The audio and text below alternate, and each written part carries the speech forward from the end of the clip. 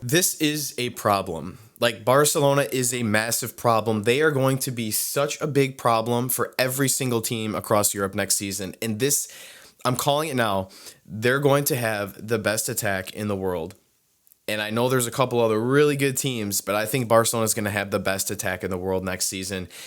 And the only reason they might not win all these trophies, specifically the Champions League, will 100% be, once again, from the defense. Their attack is going to be unbelievable. And in this video, I want to talk to you guys about what we saw in this Barca versus Como match.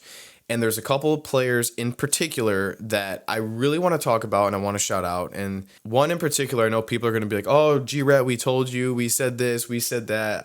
Just let me get into it. I know what you guys are going to say.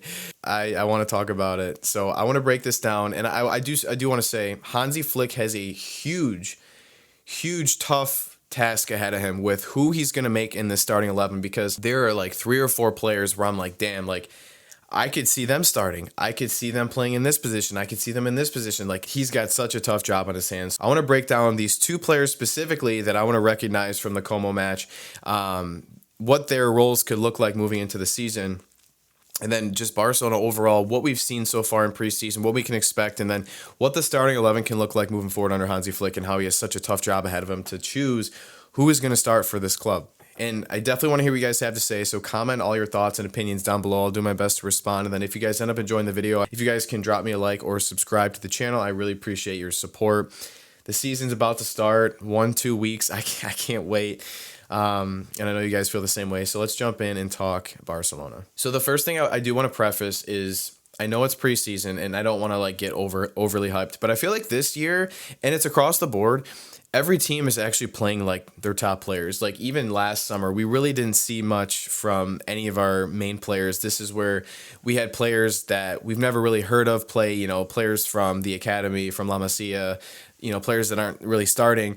Those are the players that are trying to earn their spots. Whereas now we're seeing, you know, Barcelona's basically normal starting 11 play for a majority of the match. But again, I do want to preface, it's Como and it's preseason, so they're not playing like it matters as much. But from what I can tell you is, this attack, I think it's going to be better than next year. I think they're going to have the best attack in the world. They have so many options, and the way that they play, they're so quick, and they're just able to get the ball to their outlets. They're able to get it to the right players. They play quick combination football.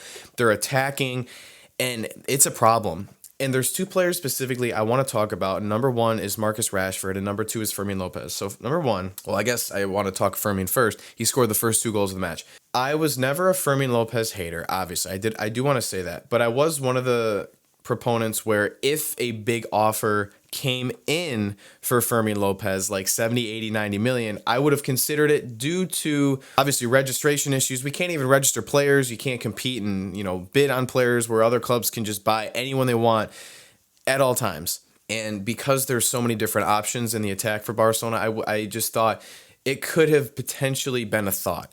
Now, that first goal for Fermín was nice. That second goal, that was like a sick goal. That was world class. I mean, so composed, shoots, like it was like a chip finesse shot, far post, upper 90 on the left hand. Like, that was so sick. And, you know, I was before, even still, I wonder where Fermín fits into the team, because there's Olmo and there's Rafinha and there's Rashford and Ferran Torres, and there's so many different options. But he looked really good. And honestly, like, even if he doesn't play much, imagine Fermín López like coming off as like your third cam, you know, or your backup player. Like, you can't really have many other backup players that are as talented as that. He is a good player, so I am really interested to see how he fares and how much he plays moving into next season. I've been reading on Twitter, and there are people saying that, oh, you know, who should start, Olmo or Fermín López? And I would probably say Olmo, just because I mean, I do think when Olmo is healthy, he's untouchable. He's world class.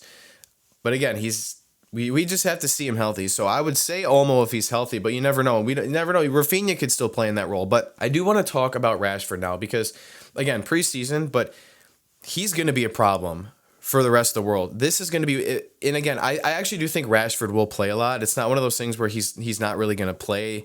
I think he's going to start a good amount of matches. He'll come off the bench in like the 60th minute a lot. He will play a lot, and this is going to be one of his best seasons. He looks comfortable. His work rate is good. I knew he would thrive under Hansi Flick, and I want to point out the goal that Rafinha scored. This is why I love Marcus Rashford in this role as a number 9 and just in general, and especially in the number 9, because how that goal came to fruition, I forget if it was Frenkie or Pedri that played the ball. I think it was Frenkie played that through ball to Marcus Rashford, but Rashford was literally in Barcelona's own half, tracks all the way back, and then starts the counterattack with Frenkie de Jong, and he makes that great run, dribbles the ball up, crosses it right to Rafinha. That is something that Robert Lewandowski, we would never see. If Lewandowski was on the pitch instead of Rashford, that goal would not have happened because Lewandowski's not that fast and he doesn't track back. And again, he offers things that other players don't. His composure in front of net is unmatched. He's still going to score you 20, 25 goals this season, assuming he plays most of the matches. But he just gives you a dynamic that he doesn't. And I think I would still take Rashford over Ferran Torres. I think he's a little more elusive and I think he's faster. He's more technical than Ferran Torres. I think he's got a better knack for goal. I still think Ferran Torres could have a great season nonetheless, but I think having Rashford as an option as your number 9 could be an awesome opportunity. And what's really interesting here too is this might be a little off topic. When we look at the number 9 market, we'll never experience the market like we did like 10 years ago. Whenever we, at a time we had Aguero and Zlatan and Ronaldo interchangeable number 9, Benzema, Suarez, Lewandowski. I mean, just so many great number 9s. But we do have some really solid ones now. Lautaro Martinez, makeshift number 9 for Mbappe. Haaland, Sesko just made the move to Manchester United. I think that's a good signing for them. He's talented. Isak is insane. We'll see what this Ekitike guy is all about. João Pedro looks like he could be a pretty sick player for Chelsea. Marmoush, there's a lot of solid players. And unfortunately for Barcelona, the market is insane and it's so overpriced where I almost feel like Barcelona can get by with another year, even after this year, with Lewandowski, Ferran Torres, and Marcus Rashford, because this system thrives if you can press and if you're able to score in front of the net. Like anyone's going to score 20 goals. Like Rashford, I'd be surprised if he didn't score 15 goals this season. I'd be surprised if Ferran Torres didn't score 10 to 12 goals this season. They're not bidding 100 million on a player. They can't do that. They can't even register their own players. So spending 100 million on Isak or Alvarez, unless something drastically changes on the books, they're not able to do that. So this is going to be a really good season to see like what this team can look like moving forward. And if they even need to make a jump for a striker, who knows? Maybe Marcus Rashford, that we're like, damn, like this guy's sick. We're going to sign him again next year for a 3-4 year contract. And he's going to be our number 9 for the next 4 years. Maybe he's lights out. And I think he could be. There's no reason why he couldn't. Look at the season Rafinha had. Rafinha was just like, he was a hardworking player, great left foot, but just kind of lacked that next level. And look at, he literally should potentially win, in my eyes, from a trophy and a success and an individual performance, goals and assists. He, in my opinion, should win the Ballon d'Or. Rashford, who I think a couple years ago we would have easily said, I'll take Marcus Rashford over Rafinha.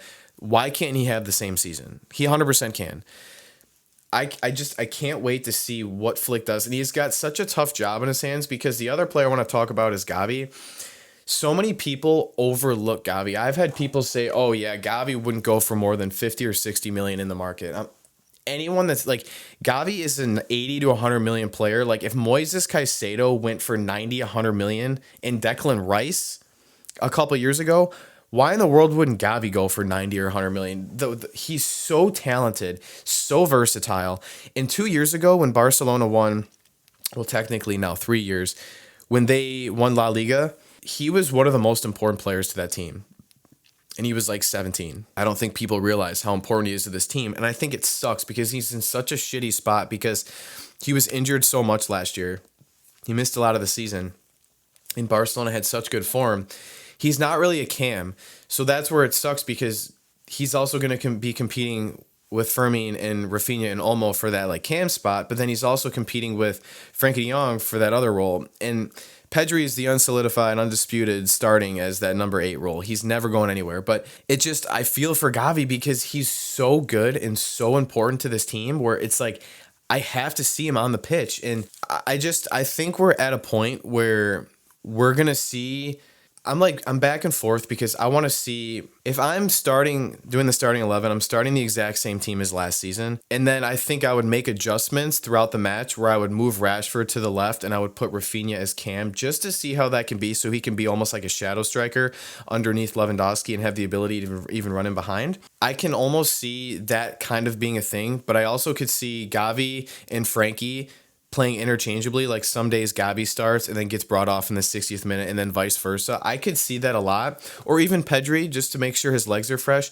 So I will say, I do think Gavi will play a good amount, and I think I think the starting lineup will be rotated with a couple players. And who knows, with Lewandowski's fitness not 100% right now, and we're seeing a lot of Rashford in preseason, maybe he starts as the number 9, because that's been a thing. Flick sees him as potentially a number 9 instead of the winger, which I'm not against, but we all know, we want to see a real winger, not Rafinha. And it'd be nice to see what Rafinha can do consistently as a number 10. There's just so many moving parts, but nonetheless, I'm happy with what I'm seeing in preseason. Again, taking it with a grain of salt, but 2 weeks and we have our first match, and it's going to be so exciting to see what the starting 11 looks like. So I want to hear from you guys. Who are some of the players that you guys have been impressed with so far in preseason? I can't even say Lamine Yamal because, I mean, he's been ridiculous.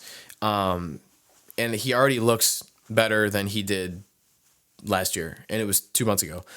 I expect 20 goals from him. He's insane.